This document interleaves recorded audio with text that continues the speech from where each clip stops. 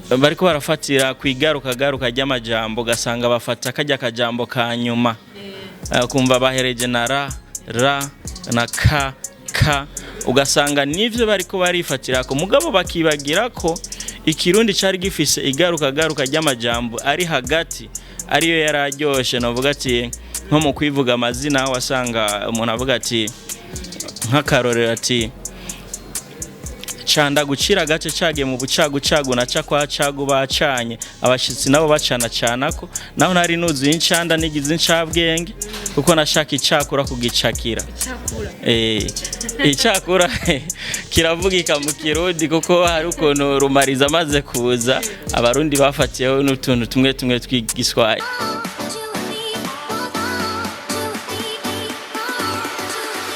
Bakunze wa Magic TV mumeze gute muraho murakome kuri micro ni rukundo Ange Minusho nko mubimenyere ikiganiro cy'uno munsi ni ikiganiro kiza kubatangaza kuko n'umuntu tugira tuyage ku bintu mutari muherutse na cyane abantu mutari mu gihugu cy'u Burundi bamwe bari hanze y'u Burundi musanzwe mufise nk'abana donc mumaze imyaka myinshi cyane ico kintu nibaze ko ikiganiro cy'uno munsi nabasaba ukibonye ucereke n'undi kuko ni ikiganiro kibafitiye akamaro na cyane nkuko dusanzwe tubimenyereye nkuko dusanzwe tubibasaba kugira ubone iki kiganiro kikuryoheye neje usubira ubone n'ikindi kikuryoheye turagusabye kore subscribe imbere yo kuraba ikiganiro kugushora kwicara muri Magic TV utekanye reka rero tumire wacu no munsi atubwire n'ivyo yaduteguriye mumeze neza ni savre mandashimora akazina nitwa niyo mukunzi God mugabo benshi banzi nka God Brighton. God Brighton kavuye kuki? God Brighton ni izina ry'ubuhizi. Brighton rivuye muri adjective yitwa bright mu gifaransa avuga ni vif, clair, intelligent. Ibintu byose rero nasanze ayo makalite yose ndayujuje. Ese ne wagiye isesa abantu bari kwisi? Yasa abantu bari nyise mugabo abantu baze kugiyita avuze ati nivyo ni wabeshe. Tukitangura Brighton God kamfate God dusigurire muri make icyadukoranije no munsi kugira mbonera hano kubaza n'ibindi bibazo no bafise. Ego kuri no munsi cyane narinje gushikiriza abantu baba mu mahanga ni kuvuga abantu bose bafise abana bavukiye mu mahanga ugasanga bari bagiye canke nta mwanya bafise wo kwigisha abana bawo ururimi rw'Ikirundi. Hama ni kuvuga jewe natanguje umugambi wo kwigisha abantu bari hanze ururimi rw'Ikirundi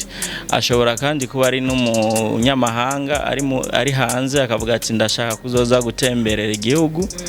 nawe nyene birashobora kumufasha izo nyigisho z'Ikirundi akiga Ikirundi akaza ngaha ashobora kumenya bimwe amaze kumenya bimwe bijanye n'ururimi rw'Ikirundi ashobora kumenya iyaja kubaza ibibanza n'ahandi hantu hatandukanye canke mu mazu y'uburiro y'ubunywero canke mu mazu y'uburaro ivyo byose akaronka ingene ashobora ego bikamworohera cyane ego.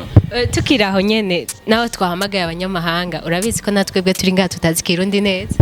ego mu Burundi Uburundi novuga ati n'ururimi rwagiye rurakura uko rwagiye rwagiye rurivangamwe n'izindi ndimi kuko izi ndimi zo ngaha muri Afrika y'ubuseruko harimo intuzeye novuga ati ni langue bantu indimi z'ikibantu zagiye zirinjirana usanga Ikirundi carafashe ubujambo bwo mu Giswahili ugasanga naco nyene ni Giswahili ari ubujambo bwatoye mu Congereza rero ni kuvuga yuko ururimi rwo kwitsitso nigo tugomba kwigisha Ikirundi cy'abarundi Ikirundi kidapfa hari Ikirundi kizanana n'umwanya mugabo ugiye kuraba nk'inyuma y'imyaka ingahe uzosanga ico Kirundi ntigikoreshwa mugabo je Kirundi ndiko ndigisha ni Kirundi kizokwamaho imyaka yose ucumvise uzovuga ati uyu no Murundi. Tukiraho nyene ava yuko abanyamahanga tubitaho cyane kuko utiyumviriye kwitaho abo mu Burundi ngaha twebwe kwanza turaha dusanzwe tuvuga cya Kirundi kirimo Igiswahili Igifaransa Ikirundi ibintu byose bicanga canze hari n'abavuga n'Ikinyarwanda kuko utatanguye kwitaho twebwe abarundi cyane abarundi abarundi nabo nyene sinabibagiye kuko nabo nyene iyo bariko bariga ico kirundi barigamwe n'icongereza ni kuvuga nigisha ikirundi nkoresheje icongereza rero muri ico gihe uriko urakurikirana inyigisho ziwanje ubu uriko urakurikirana indimi zibiri zose s'abarundi gusa bashaka icongereza s'abarundi gusa bashaka ikirundi ahubwo n'abanyamahanga baragikeneye kandi n'abarundi barakeneye icongereza ni kuvuga abo bantu bose ndabakoranya kuri izo nyigisho bagashobora kuzironka kandi bose bakumva neza ko batekanye uko ndavyumva ndumva yuko nkaje w'umurundi ndagukurikiranye nunguka icongereza kice kiduga n'ikirundi kikaduga en même temps yego nkurikiranye ku nyigisho zanje ni kuvuga ikirundi kiraduga kuko umenya kijya kirundi cyo kwitsitso cyo kuziko bajya basokuru bayaga bicaye kuziko nico umenya hamukamenya kandi n'icongereza cyabongereza n'ic'abanyamerika kuko ivyo byose ndagerageza ku buryo umuntu wese agira ahantu yitora akavuga ati aha ndashobora gufatirako yego hari ukuntu iyo twese twumvise ngo ikirundi cha twumva umengo ni vya bindi batubwira ngo ahango bakera ngo bakoresha bimwe twiga mu ishuri usanga bige canke ngo bimwe ngo cagagura ngo insitso ikirundi cyawe twigisha cyo kuyaga gusa cyane kijya cyo mu ishuri kijya tumenyereye ikirundi ni kirundi kivanze ibintu byinshi harimo amayagwa harimo n'indimburo harimo kandi n'ikirundi kivuga ku bintu bya kahise kuko hariho nk'ibikoresho nk'ubu usanga bitagikora ugasanga ivyo bikoresho ntibikiyari mugabo nitwoca tuvuga ngo twarabyibagiye ejo canke hirya ejo ashaka kugisanga ahantu kiri mu nzu y'iratiro ntiwoca uvuga ngo ntacyo nzi kandi uri umurundi ni kuvuga ndagerageza ku buryo kira muntu wese yumva ati runo rurimi ni kirundi c'abarundi kuko uru rurimi ni ururimi novuga ati ruryoshe cyane kuko iyo uriko uravuga nk'ahandi hantu uriko uravuga ikirundi abantu bumva umengo uriko wivuga amazina umengo ni poezi ikirundi ni ururimi rufise akanovera cyane na cyane nagomba no gufasha cyane n'abaririmbyi bamwe usanga mu kwandika ari ikirundi bakora ugasanga ikirundi ico kirundi si kirundi kizomaraho ibihe ugasanga ni kirundi bafatiye ku materme navuga ati ku majambo yo muri iki gihe nyene mugabo nk'inyuma ukazosanga ntikikibaho hama kandi n'abaririmbyi usanga kenshi ubu bariko barafatira navuga ati bariko barafatira kwigaruka ry'amajambo ugasanga bafata kajya kajambo ka nyuma kumva bahereje na ra na ka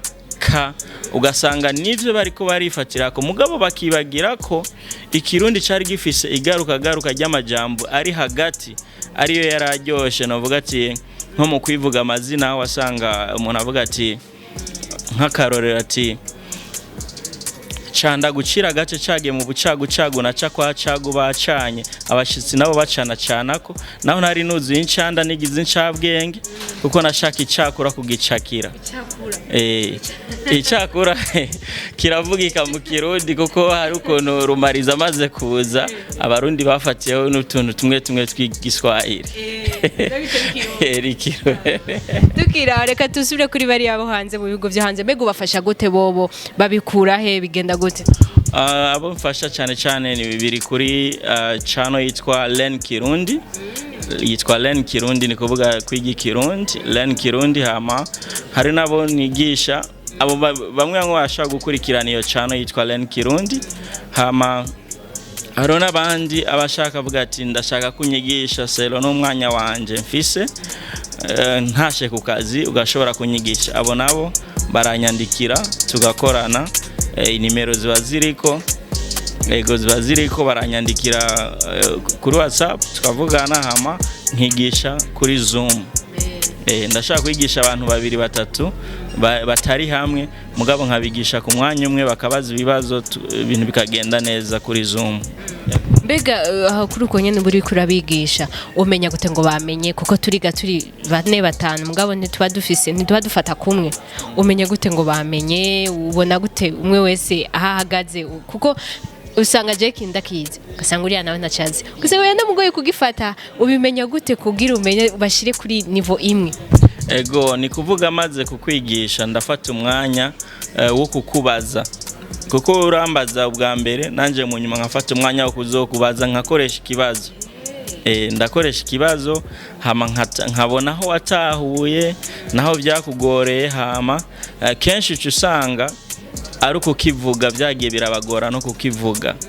kuko benshi niba bakeneye icyo kwandika kirabagora cyane mugabo bakeneye kumenya ati none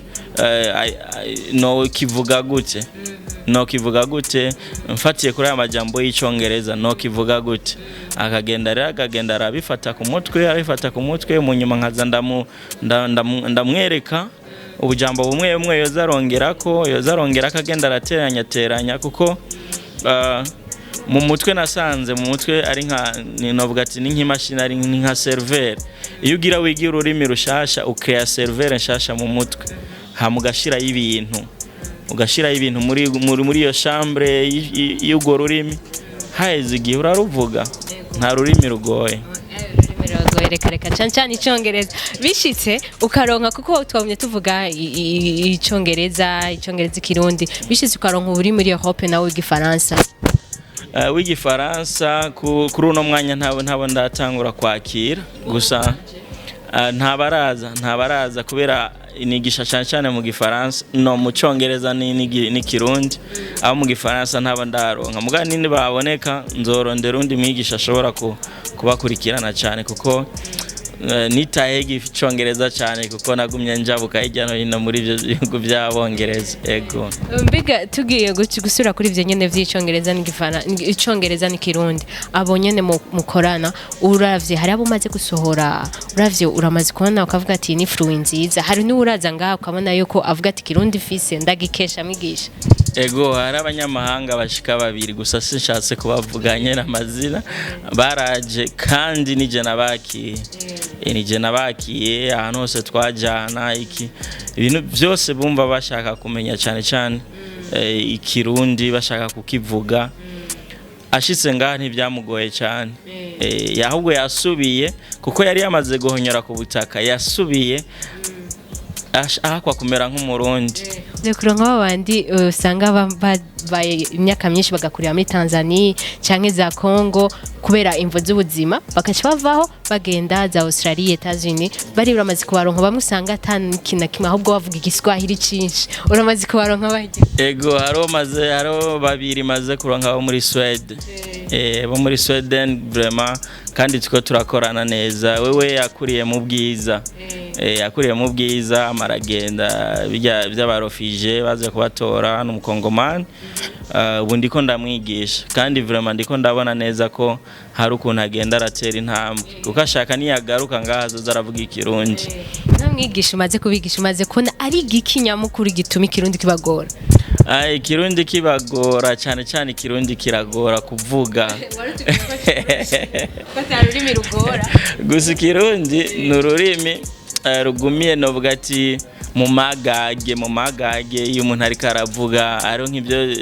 ari nk'ibyo twiga kera by'ingomye nkoshi z'inyamarakaraka usanga ari ururimi bisako uruvugira ino ahandi hantu bigasako ururekura urumva si nk'icyongereza kiguma kwa kundi. Ndabiravye je nkaje nk'ubu ndakivuga mbona umenga ahubwo nibaza yuko banegrija ko sinumva ururimi rw'iwawe bavuga ko nubwo kunanira ugashobora izindi zigoye z'abazungu. Ikirundi gifise amajambo menshi kandi amajambo atagoye ingorane twagize ni kutaronka akazinduzi aho usanga naho twatuko turiga nta kazinduzi hari bavuga ati irino jambo rinaniye reka nje kubazari barisoma gute bagiza wasanga ari amajambo umwe wese yagenda aratora aho yaba canka aho yakuriye aho twavuga ati nk'ubu nk'abantu bakuriye mu Rutana nundi yakuriye usanga bataramukanya kumwe usanga nkundi yakuriye nk'imabayi mu Cibitoke ca Rugombo kubera kujya kuntu kwegerana n'u Rwanda hari ubuntu bumwe bwagiye burafatana rero novuga ati ururimi rw'ikirundi n'ururimi rwagutse mugabo uwugwiga ararumenya. uravuze ngo ni ururimi rwagutse ariko hakaba hariho utujambo tumwe n'ubu tutazi mu Kirundi. uravyemera ko ari utuntu tutabaho mu Kirundi? Ego hari amajambo atabaho mu Kirundi mugabo novuga yuko hariho platform y'aba traducteur abantu batraduza indimi zitandukanye tuko turaja hamwe ego kugira dushireho amajambo y'Ikirundi. Mu minsi iri imbere ntiharagera ko tubivuga mugabo bitegure ko mu minsi iri imbere hari ikintu gishasha kizoza cy'ururimi rw'Ikirundi tuko turagikora. jewe hari ikibazo nigeze kubaza, hariho ikiganiro nkora cyitwa Street Quiz. Ikibazo ndakibaza kubera ko hari ibibazo rimwe rimwe abantu mukunze kumbwira ngo ndabaza ibibazo ngo ego nivyo hari ico mbaza kugira ndakimenye nanje ntaco mbaza kandi ndabibabwira. Hari ikibazo nabajije ati ipantaro mu Kirundi ni iki? Narayibuze boyitubwira kuko ni isa ntayo nzi ipantaro mu Kirundi. Ifaransa? Ego ari Igifaransa. Muganibuka ko bavuga yuko ari guturiya. Guturiya nagira ni rya jipo y'aba mama. Oya iguturiye mengo ni ipantaro kuko ntikiraba novuga ati ntikiri officialize cyane novuga nshizemo agafaransa gakeyi kubera ko hariho intuze zaza ni kuvuga ibintu byaje inyuma Barundi batagiye baraja hamwe kugira batora amajambo bacafata Igifaransa bagafatirako nico kimwe n'igiswahili cyagiye gitora mu Cyongereza. Mu kurangiza ariko banze tubwira ukuntu bishobora kugenda kugira umuntu akuronke, ukuntu bishobora mbega n'ukuntu bashobora kuriha aho bocisha ibintu nk'ivyo kugira bumve ibintu ko vyoroshe ushobore kubahamagara bumve umuco muri ako kazi kuko ni ibintu bibafitiye akamaro na twebwe turi ngabe dufitiye akamaro. Ni kuvuga ku bari hanze bashaka gukurikirana channel yitwa Learn Kirundi. Bashobora kandi no kundondera ku nimero kumbura muraza kuzandika munsi ni 7963555663 nizo nyene nkoresha kuri WhatsApp hama tukavugana hama ibiciro bivana n'umwanya ubugomba kwiga. Mu Kirundi gusa kandi uzi ko abanyeshuri baba Kirundi bazi. Reka nazubwe mu Gifaransa cyangwa mu Cyongereza. Mu Cyongereza ni 79635563. Mu Gifaransa ni 79 63 55 63. Uri mu mahanga ucishira ko code ya +257 +257 aho ashobora gucundondera tukavugana hama tukayaga hama nakoresha na email shaka kurondera godbrighton@gmail.com aho turashobora guca tuyaga hama ibiciro bivana n'umwanya ukeneye kwiga ko ni ibiciro novuga ati ni ibiciro bifatira ku mwanya ukeneye kwiga ingene ungana. Ego hariho muri iyi minsi abigisha tumenyereye kumbuga ku bazungu n'ivyo nkunze kubona abafise ku ma platform yiwe ari nka Facebook, Instagram gakora utu video duto yigisha nkareso gato aca stanga link ati ukeneye arashaka cyangwa ukeneye kuri yose wovyo babiriho. Ego biriko kuri Learn Kirundi ndiko nkoresha ubunye muri no mwanya ndi kuri ntuze ndi kuri Learn Kirundi kuri YouTube. Gusa vuba ndiko ndakora website aho bazora basanga kama ama service yose. Ego reka tugire ko tugushimira kandi naje no kuri ndabashimiye cyane ku mwanya mwashoboye kumpa ama ntumira n'abandi bantu baba babonye kino kiganiro muri no mwanya bagire subscribe vraiment mugire s'abonner kugira